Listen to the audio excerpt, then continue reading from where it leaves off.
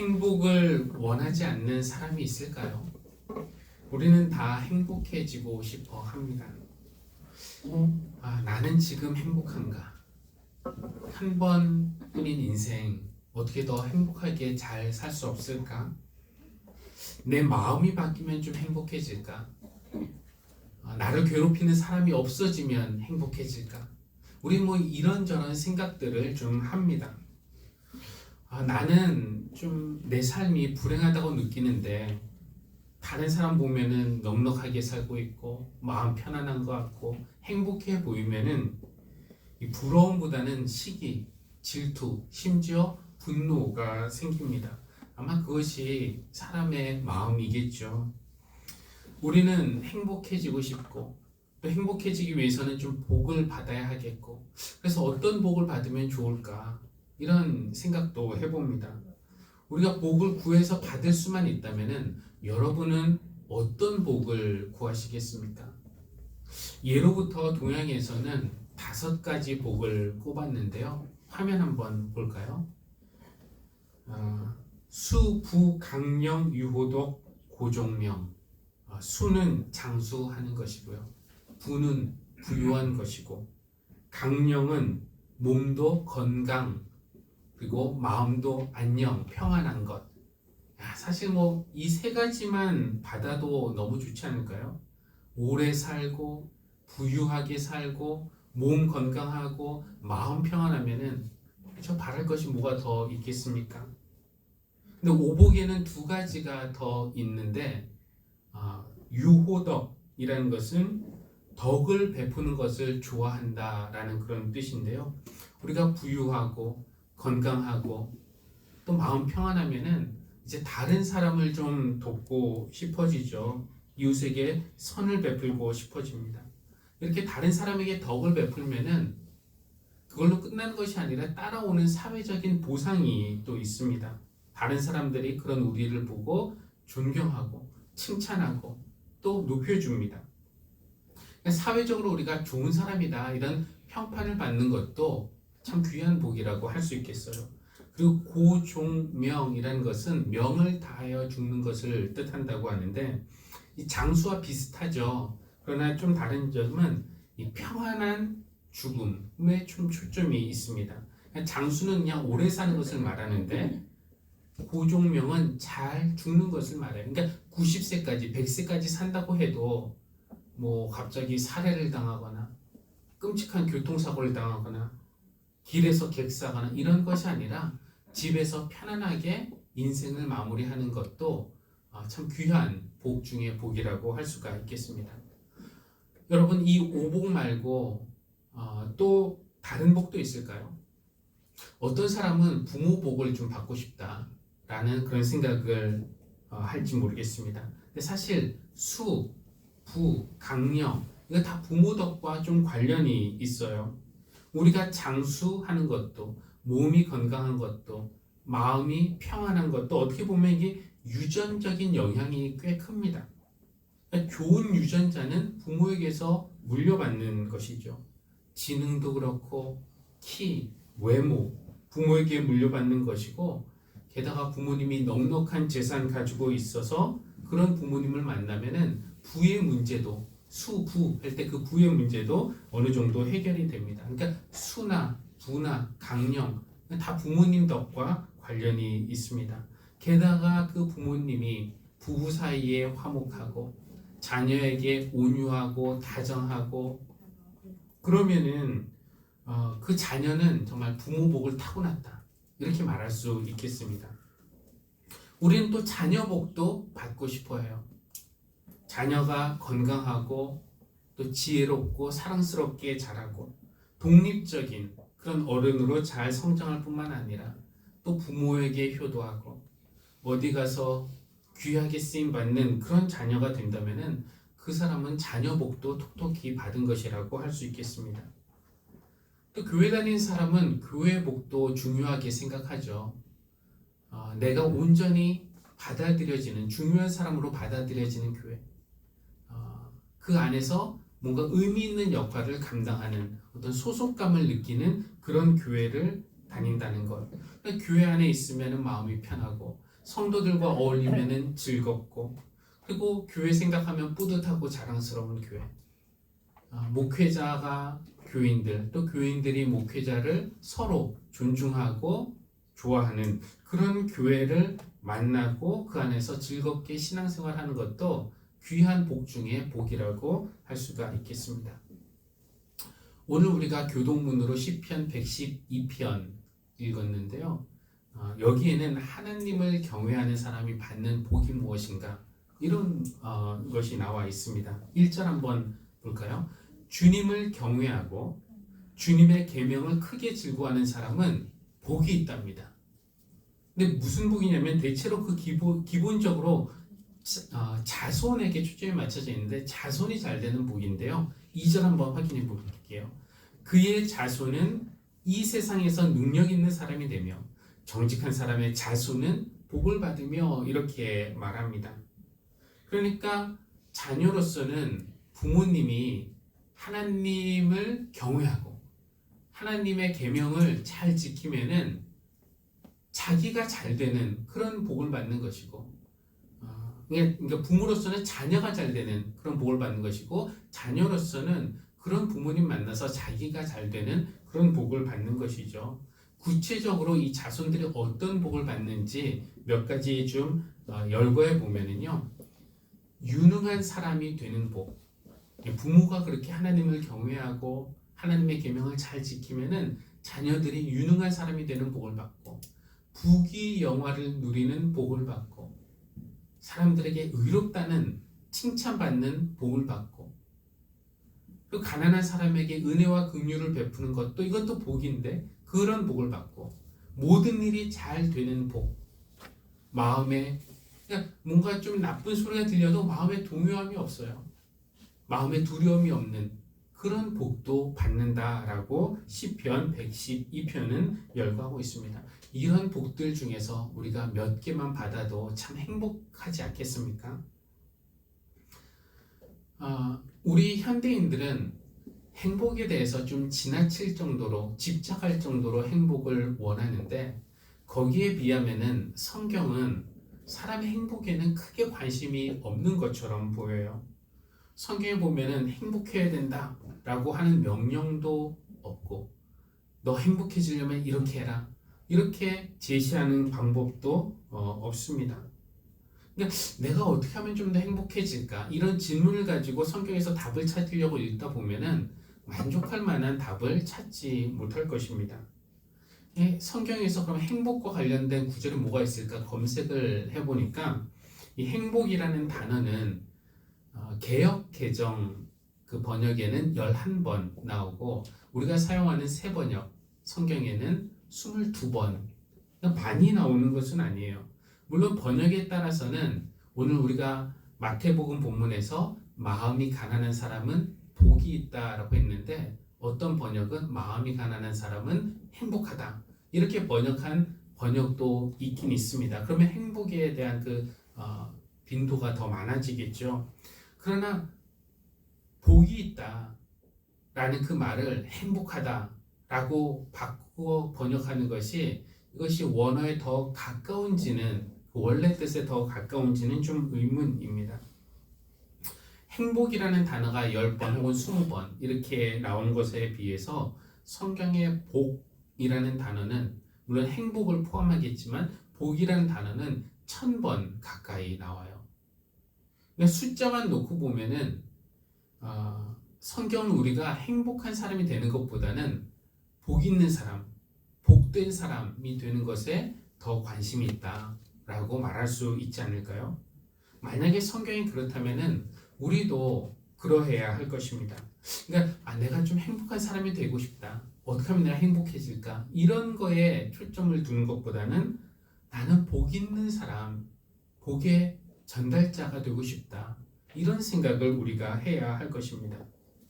어쩌면은 우리 중에는 행복한 사람과 복 있는 사람이 뭐가 그리 다른가? 그게 그가 아닌가? 라고 생각하는 분도 계실지 모르겠지만, 저는 좀 차이가 좀 느껴지는데요. 행복한 사람과 복 있는 사람, 어떤 차이가 있을까요? 저는 한 3가지 정도 한번 생각해 봅니다. 하나씩 한번 보면은요. 첫 번째로 행복은 내 마음, 내 느낌의 문제이지만 복된 삶은 이거는 삶의 문제라고 할 수 있는데요. 그냥 행복은 주관적으로 내가 느끼는 거고요. 복된 삶은 다른 사람이 동의해주지 않으면은 불가능한 것입니다. 그러니까 무슨 말이냐면은 나는 참 행복하다. 이런 말 우리가 할 수 있습니다. 객관적으로 여건이나 환경이 안 좋아도 뭐 가난해도 배고파도 힘들어도 내가 행복하다 이렇게 말한다고 다른 사람이 거기에 대해서 넌 행복하지 않아. 이런 상황에서는 행복할 수 없어 라고 판단해 주거나 시비를 가리거나 이럴 수가 없는 겁니다. 그렇죠? 내가 행복하다는데 상황이 이래도 내가 행복하다는데 다른 사람들이 거기에 대해서 뭐라고 말합니까? 그러니까 나의 행복은 내 마음, 내 주관적인 느낌의 문제인데요. 그러나 나는 복된 사람이다. 이 말은 함부로 할 수 있는 말이 아니에요. 내가 참나 복된 사람이야 라고 주관적으로 느낀다고 하더라도 다른 사람이 그 사람을 볼 때 저 사람은 우리에게 짐만 되고 가시 같은 말만 하고 이러면은 복된 사람이라고 인정해 주지 않습니다. 복된 사람이 되기 위해서는 내 느낌이 중요한 게 아니라 다른 사람이 인정해 줄 만한 모습이 삶에서 나타나야 한다는 겁니다. 그래서 행복은 마음의 문제, 느낌의 문제이지만 복됨은 삶의 문제다라는 말씀을 드리고 싶고요. 또 하나는 행복은 자기중심적이지만 다음 페이지 한번 보겠습니다. 복됨은 자기중심적이 아니라 자기를 초월합니다. 다른 사람을 복되게 하는 것. 물론 행복도 전염성이 없는 건 아닙니다. 내가 행복하면 옆에 사람도 행복할 수 있죠. 그러나 주로 행복은 나의 감정인데 여기에 좀 지나치게 우리가 몰두하다 보면은 이웃의 상황, 그 이웃이 불행하더라도 거기에는 좀 무감각해지고 심지어는 이웃의 불행의 대가로 내가 행복을 느낄 수도 있는 겁니다. 예를 들면 이런 건데요. 가마꾼의 어깨가 뭉그러지고 있는데 가마 안에 있는 아씨는 나는 이런 가마 탈 수 있어서 편하고 너무 행복하다. 이렇게 생각할 수도 있다는 겁니다. 그러니까 단적인 표현이지만 이것 내가 지금 누리는 행복은 어쩌면은 타인의 불행, 고통 이거의 대가로 내가 얻는 행복일 수도 있다는 거예요. 내가 필요 이상으로 뭔가를 누리면서 이런 거 내가 누릴 수 있어서 참 행복하다 말할 때 누군가는 그거 하나 없어서 혹은 그거 빼앗겨서 불행하고 이렇게 울고 있을지도 모르니까 내 행복에만 몰두하는 사람은 무척 이기적인 삶이 될 수도 있다라는 것입니다. 근데 이런 행복이 지속 가능한가? 그렇지 않아요. 오래가지 않습니다. 왜냐하면 사람은 다른 사람과의 관계 속에서 살아가지 나 혼자만 어디 뚝 떨어져서 사는 게 아니지 않습니까? 그러니까 다른 사람이 행복하든지 불행하든지 상관없이 내 행복만 추구하면은 나는 곧 행복해질 수 있을 것 같지만 그러나 다른 사람의 불행이 곧 나에게 나쁜 영향으로 오게 된다는 거예요. 그러니까 행복은 자기중심적일 수 있지만 복됨은 다른 사람을 유익하게 하는 겁니다. 나를 통해서 다른 사람에게 복이 흘러 들어갈 때 그 사람은 복 있는 사람, 복된 사람 이렇게 말할 수 있다는 거죠. 또 하나의 차이점 세 번째는 행복한 사람이 되는 데는 희생이 필요 없지만 복된 사람이 되기 위해서는 희생이 요구된다라는 점을 말씀드리고 싶습니다. 제가 오래전에 목사가 되고 싶다, 되어야겠다 이런 생각을 했을 때 하나님이 저에게 주신 마음이 뭐였냐면은 너는 목사가 돼서 다른 사람을 복되게 하라. 이런 부르심을 주셨어요. 그래서 저는 생각해 보니까 그것이 좋아서 목회자가 되어야겠다 결심을 한 것 같습니다. 근데 처음에는 다른 사람에게 복이 되어라 이 말이 그냥 좋아서 멋있게 들려서 그렇게 아멘 했지만 그것이 순종과 희생을 요구하는 힘든 일이라는 것 이건 잘 몰랐어요. 그리고 또 복을 독차지하기 원하는 이런 욕심으로부터 초월해야 되고 자유로워져야 된다라는 것을 그때는 잘 몰랐습니다. 그때는 그냥 내 존재가 복된 존재이니까 내가 나대로 살면은 다른 사람들에게 저절로 기쁨과 또 행복을 주는 그런 사람이 될 줄 알았는데 살다 보니까 그게 아니더라고요. 그걸 깨닫는 데는 좀 시간이 걸렸는데 오래전에 저희 형님은 독일에 살고 저희 가족은 미국에 살 때 어머니는 무엇이든지 그냥 당신네 것만 사면 되는데 꼭 3개, 3세트를 사십니다.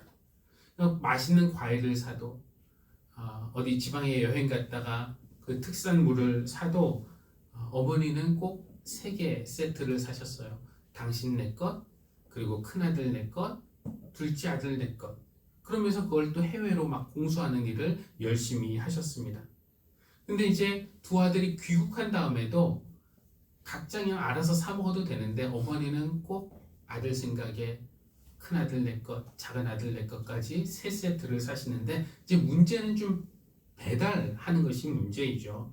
지방에 갔다가 올라오시면 죽전에 사시는 부모님은 또 서울까지 와서 그 배달해 주는 것은 상당히 좀 번거로운 일이 될 수 있어요. 그래서 어머니가 둘째, 좀 편한 둘째한테 전화를 합니다. 저한테 퇴근 후에 좀 올 수 있니? 그때는 이제 대치동에 살았을 때인데 부목사로 좀 피곤하죠. 그러나 퇴근 후에 또 죽전까지 갑니다. 가면은 차려주신 저녁 맛있게 잘 먹어요. 그리고 또 준비하신 선물까지 받아서 옵니다. 근데 거기까지는 좋은데 부모님이 보자기 하나를 더 챙겨주세요. 그러면서 이것은 형 집에 좀 갖다 주고 가라. 이렇게 말씀을 하십니다. 곧장 집으로 오면은 빠르면 30분 정도면은 이렇게 올 수 있는데 형 집에 들렸다 오면은 거리상은 멀지 않습니다. 가까운 서초동에 사는데 근데 이 대치동에 살 때는 꼭 그렇게 저녁 먹고 좀 얘기하다가 올면 때가 되면은 이 대치동의 학원이 끝나는 10시와 좀 겹치기 때문에 때로는 길에서 1시간 이상을 소비할 때도 있습니다. 그러면서 깨달은 것이 복을 받는 것은 좋은데 복을 전달하는 것은 쉽지 않구나 이런 생각을 하게 됐습니다. 그러니까 복을 받는 것은 희생이 따르지 않아요. 그냥 받으면 됩니다. 그러나 누군가에게 복이 되기 위해서는 그렇죠? 복을 전달하는 사람이 되기 위해서는 이런저런 희생이 따릅니다. 그것을 깨닫는 순간 너는 복이 되어라 하신 하나님의 그 부르심이 이거 좋은 것만은 아니구나 라는 것을 뒤늦게 깨닫게 됐습니다. 예수님도 복에 대해서 말씀을 하십니다. 근데 동양에서 말하는 이 5가지 복 그리고 시편이 오늘 말한 하나님을 경외하는 사람이 받는 복 그리고 우리가 그냥 상식적으로 생각하는 복 이런 복을 들을 때는 아까 보니까 여러분 열심히 받아 적으시기도 하던데 우리 고개가 이런 복 좋지 하면서 끄덕여지지만 예수님이 말씀하시는 복 받아 적는 사람은 별로 없는 것 같아요. 이것은 우리가 고개가 끄덕여지지 않고 좀 이렇게 갸우뚱해집니다. 마음이 가난한 사람은 복이 있다. 이게 뭘까요? 마음이 가난한 사람은 복이 있다. 누가복음에 보면은 너희 가난한 사람은 복이 있다. 이렇게 말씀하시는데 가난한 것과 마음이 가난한 것은 같은 것인가요? 다른 것인가요? 그러니까 우리가 보통 상식 수준에서 이해할 때 마음이 가난한 것 이거 뭔지 잘은 몰라도 그게 복이다. 이런 말에는 좀 선뜻 동의하기가 쉽지가 않습니다. 근데 두 번째 예수님의 복 선언은 더 엉뚱합니다. 슬퍼하는 사람은 복이 있다. 아니 웃는 사람, 기뻐하는 사람, 춤추는 사람 이런 사람이 더 복이 있을 것 같은데 슬퍼하는 사람이 복이 있다니요. 예수님 계속 말씀하시기를 온유한 사람은 복이 있다. 의를 위해 의에 줄이고 목마른 사람은 복이 있다. 그리고 마찬가지로 자비한 사람이 복이 있고 마음이 깨끗한 사람이 복이 있고 평화를 이루는 사람이 복이 있고 의를 위해서 박해를 받는 사람이 복이 있다. 이렇게 8가지를 선언하십니다. 예수님이 말씀하시는 이런 복들은 우리가 일반적으로 알고 있는 복들과는 좀 거리가 있어요. 예수님은 뭔가 우리에게 복의 좀 다른 차원에 대해서 가르쳐 주시기 위해서 이런 말씀을 하시는 걸까요? 그렇다면 예수님의 가르침은 무엇일까요?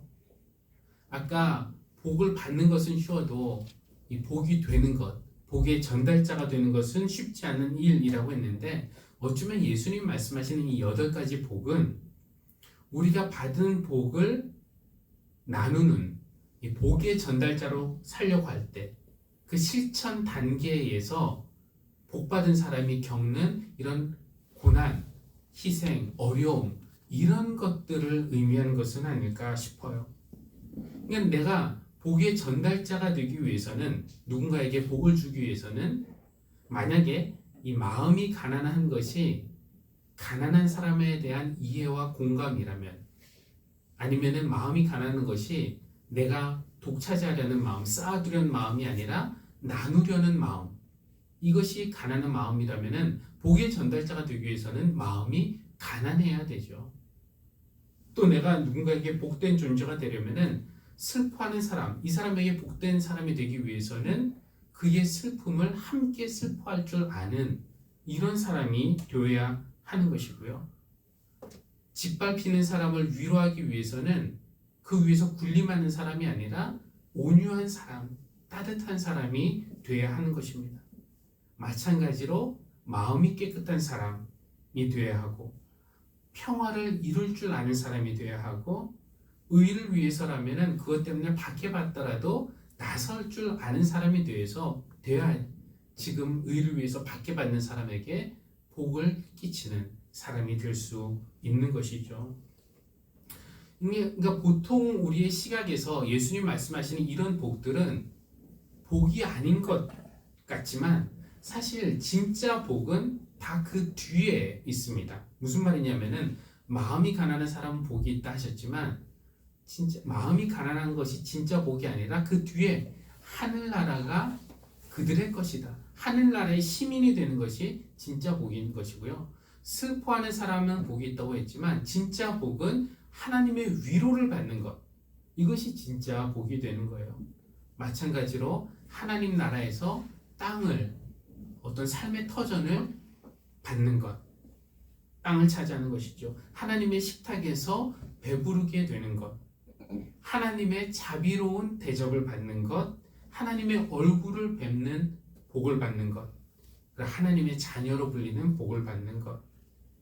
이런 복들이 복의 전달자로 살면서 어려움, 희생, 고난 이것을 마다하지 않는 사람들이 받는 최종적인 하늘의 복들이 되는 것입니다. 우리는 다 행복한 사람이 되고 싶어 합니다. 그러나 성경은 복 있는 사람이 되라고 그렇게 말씀합니다. 행복한 사람이 되려면 복만 많이 받으면 되고요. 그 복을 혼자 잘 누리면 됩니다. 그러나 복된 사람이 되려면 받은 복을 누군가에게 전달해 줘야 하고요. 전달하기 위해서는 내 욕심을 이겨내야 하고요. 또 그 실천 과정에 있어서도 섬김과 순종과 희생의 그런 어떤 마음이 필요합니다. 근데 그렇게 힘들고 수고로운 일이라면 그게 복인가 싶기도 하죠. 주님이 말씀하시는 복이 복처럼 안 느껴지기 때문에 그런 복이라면 사양하겠습니다 라고 말하는 사람이 있을 수도 있습니다. 그런데 생각해 보면은 그냥 나만 행복한 것이 아니라 누군가에게 행복을 선물해 주는 것, 나 때문에 그 사람이 복을 받는 것은 얼마나 가치 있고 또 보람된 일입니까? 내가 누군가에게 복을 끼쳐서 그 다른 사람이 그것으로 인해서 행복해 한다면 그 열매를 보는 것이 얼마나 행복한 일입니까? 그뿐만 아니라 이런 사람은 하늘나라의 시민이 되고 하나님의 자녀라 불리고 하나님의 얼굴을 뵙는 그런 복을 받게 된다는 것입니다. 이 하나님의 얼굴을 뵌다고 하니까 생각나는 이야기가 있는데요. 어떤 지혜자가 제자들에게 이렇게 말했답니다. 옛날에는 하나님의 얼굴을 보는 사람이 참 많았지. 그랬더니 제자가 근데 요즘에는 왜 하나님의 얼굴을 보는 사람이 없습니까? 그랬더니 그 선생님이 대답하기를 요즘에는 그렇게 몸을 낮추려고 하는 사람이 없다네 라고 이야기했다고 합니다. 다 사람들은 높아지고 싶어 하죠. 우리는 이 사회에서 더 높아지고 싶어서 젊음의 대부분의 시간과 노력과 돈과 이런 모든 것들을 다 투자하지 않습니까? 그러나 예수님은 이 팔복선언을 통해서 낮은 몸, 낮은 자세, 낮은 마음, 이것이 하나님의 얼굴을 뵙고 또 하나님의 복을 받는 그런 길이라고 우리에게 가르쳐 주십니다.